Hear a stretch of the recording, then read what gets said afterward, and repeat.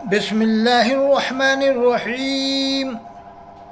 آج کی ہم ویڈیو بنا رہے ہیں کانپور کا جو مسئلہ ہوا، آئی لو محمد صلی اللہ علیہ وسلم لکھوانے پر۔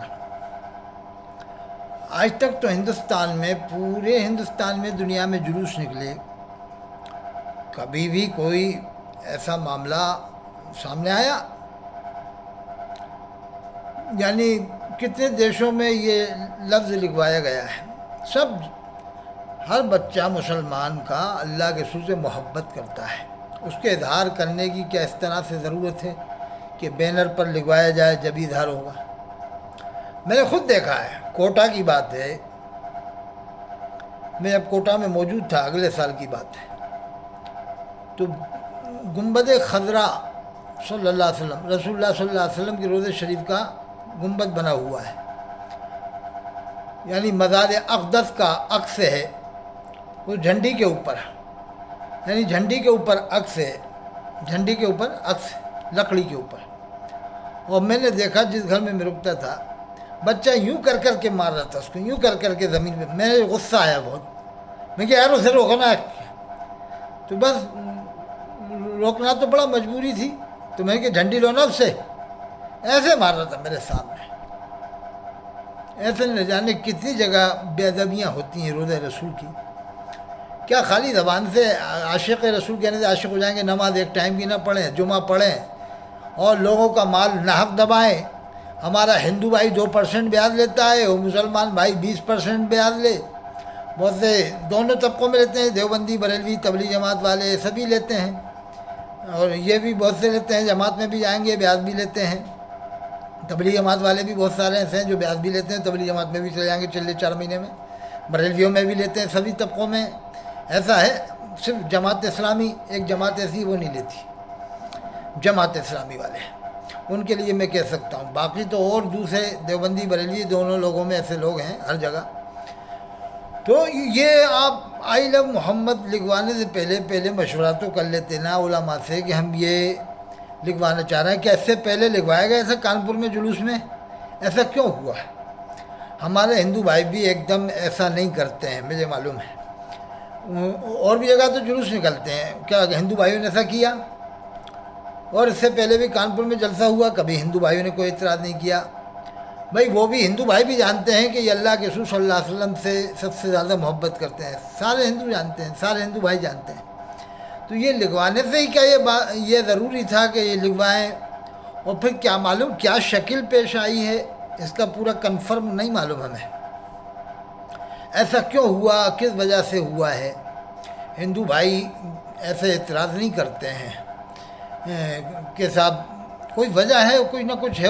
اب اس کو ایشو بنانا، دیکھو اس کو سیاسی ایشو نہیں بنانا چاہیے کہ لوگ اس مدعے کو لے کر پھر ریلیاں نکالیں، سوچیں کہ ہم بھیڑ بھاڑ دکھائیں تو ہم ہیرو بن جائیں۔ ارے اللہ کے رسول کے نام کو آپ اس طرح سے آپ مدعا نہ بنائیں، سیاست کا مدعا نہ بنائیں۔ جو مسئلہ ہوا ہے اس کو شانتی پوروک ڈھنگ سے حل کر لیں آپ۔ پولیس والے بھی مسلمانوں کی مدد کیا ہے، مجھے معلوم ہے۔ ڈونگر پور راجستھان میں جب میں تقریر کرنے گیا تھا تو مجھے وہاں بتایا تھا کہ صاحب مسلمان بہت کم ہیں ڈونگر پور میں، تو ہماری پولیس والوں نے مدد کی۔ اب 1-2 پولیس والے تو ہوتے نہیں، کتنی بڑی تعداد میں ہوتے ہیں دنگے کے وقت میں۔ تو وہ مسلمان نے مجھے بتایا کہ پولیس والوں نے مدد کی ہماری، ڈونگر پور راجستھان والوں کی۔ اور اسی طرح سے یہ اپرالی ایک جگہ ہے، یہاں پر یہ ہے پالج کے پاس ہے گجرات میں، بھروچ ضلع میں۔ تو وہاں بھی ہمارے ایک مرید نے بتایا کہ صاحب پولیس والے ہمارے بچوں کو دیکھتے تھے، وہ نگرانی کرتے تھے، سرکشا کرتے تھے، کہتے تم جاؤ ہم دیکھ رہے ہیں تمہارے بچوں کو۔ دیکھو کہیں کہیں وہ مارتے بھی ہیں تو تھوڑا بہت تو برداشت کرنا پڑے گا نا۔ اب یہ ہے کہ تھوڑا بہت اگر زیادتی وہ کریں تو برداشت کر لو، ان کی بھی ڈیوٹی ہے، ان کی بھی ڈیوٹی ہے۔ جیسے ہمارے یوگی آدتیہ ناتھ صاحب مکھ منتری ہیں، وہ ایسا ظلم اگر کرتے مسلمانوں پر تو کتنے مسلمان یو پی میں رہ جاتے بتائیے۔ سختی تو کرنا پڑتی ہے نا۔ کیا پہلے کے لوگوں نے بادشاہت جو کی سختی نہیں کی؟ سختی کرنا پڑتی ہے ماحول دیکھ کر کے۔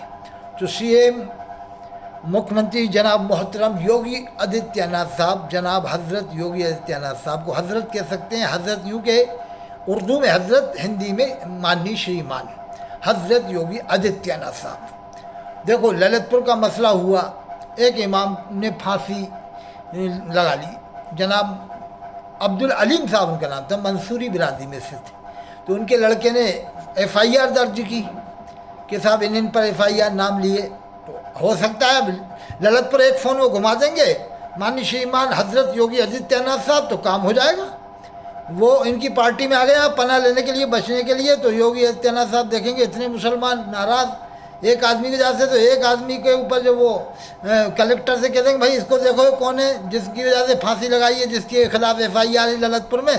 तो एक ही फ़ोन में काम हो जाएगा, फिर हम भी खुश हो जाएंगे, पूरे मुसलमान खुश हो जाएंगे, और समझ लो कि फिर इनको फ़ायदा हो जाएगा, पार्टी वालों को फ़ायदा हो जाएगा। ये पक्की बात है। एक नहीं, एक की वजह से आप हज़ारों मुसलमानों को नाराज़ ना करें, हज़ारों मुसलमान खुश हो जाएंगे, ये समझ लो आप। सिर्फ आपके एक फ़ोन घुमाने की देर है कलेक्टर साहब को कि भाई जिसने फांसी लगाई है पेश इमाम ललितपुर के थे, किस वजह से लगाई, क्यों लगाई, FIR किस किस पर है, बस एक फ़ोन किया, बस समझ लो कि काम हो जाएगा। हैं? तो मैं कह रहा हूँ कि वो भी मुसलमानों पर कोई जुल्म नहीं करते इस तरह से। वो तो कह रहे हैं, उन्होंने कहा भाई मैंने मुसलमानों पर क्या जुल्म किया बताओ मेरे पास आके। योगी आदित्यनाथ साहब ने कहा बताओ तो सही। अब अगर वो अपना निज़ाम डिसिप्लिन चलाने के लिए कभी सख्ती भी करना पड़ती है, कभी जो है कि देख रेख करने के लिए बहुत से मामला देखना पड़ता है। हिंदू भाई भी आपके खिलाफ नहीं है, कहाँ उन्होंने प्रदर्शन के खिलाफ कोई कार्रवाई की, हिंदुस्तान में जुलूस निकलते हैं, पुलिस ही तो सुरक्षा करती है, पुलिस ही तो देखभाल करती है, हैं? हिंदू भाई तो हिस्सा भी लेते हैं, बढ़ चढ़ के हिस्सा लेते हैं। हो सकता है उनको कोई नई परंपरा लगी हो जिसकी वजह से ऐसा हुआ, तो शांतिपूर्वक ढंग से उस मसले को हल करें, इतना बड़ा उसको इशू ना बनाएं, शांतिपूर्वक ढंग से, कि हिंदुस्तान का माहौल भी शांतिपूर्ण रहे और हमारा मसला भी हल हो जाए।